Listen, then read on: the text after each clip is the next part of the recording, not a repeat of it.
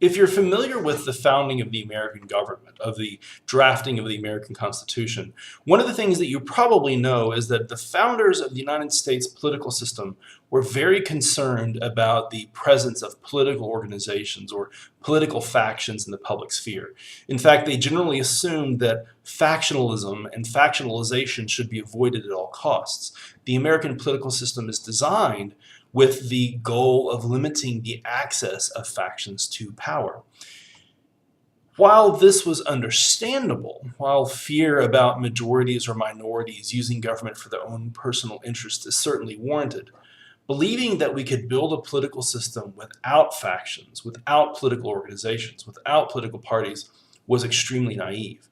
In fact, one of the things that comparative politics has learned is that it is absolutely vital to have democratic organizations that are hierarchically structured involved in the political sphere. In truth, when new democracies are transitioning from autocracy into democracy, one of the greatest predictors of the success of this transition will be the degree to which democratic organizations can be born in the state and can actually participate in the first couple of elections. So we want to talk a little bit about what these organizations are and what their role in the political system is going to be. Well, the first of these democratic organizations, and in fact probably the most important one, is the political party. Political parties exist for the purpose of contesting elections with the goal of trying to take control or seize power in a political system. You can actually have non-democratic political parties, an authoritarian political party, where the goal is still to seize control or maintain control of power. They just do it through means other than democratic contestation.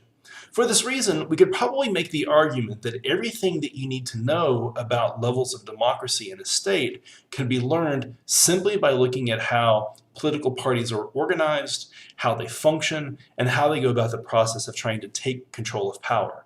If they feel the need to do this in ways that are beholden to the people, we can say that the government is democratic. If political parties have the ability to manipulate outcomes by manipulating elections or by manipulating who gets to participate in the system, we can seriously question whether or not a state is democratic. In addition to political parties, we could also think about other organized political interests, what in the United States we would call an interest group or a collective action group.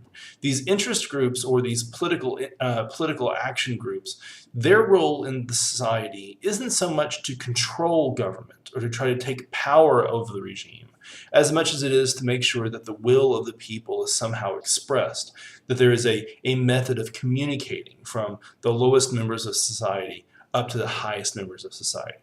Now, not only do you have to have these political parties or these political interests, it's important to realize that these parties or interests will need to be somehow hierarchically organized.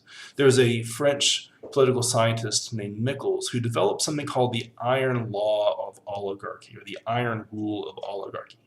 Michels' point was that in any democratic political system, political organizations, parties, and interest groups have to be effective enough to participate. They have to be effective enough to advertise, to mobilize, to convince the public to get on their side, and ultimately to get people to polls on election day. For that reason, even in the most democratic states, what we're going to find is that there will be some level of oligarchical control or some level of hierarchical control, even if that's only in the organizations that are involved in politics.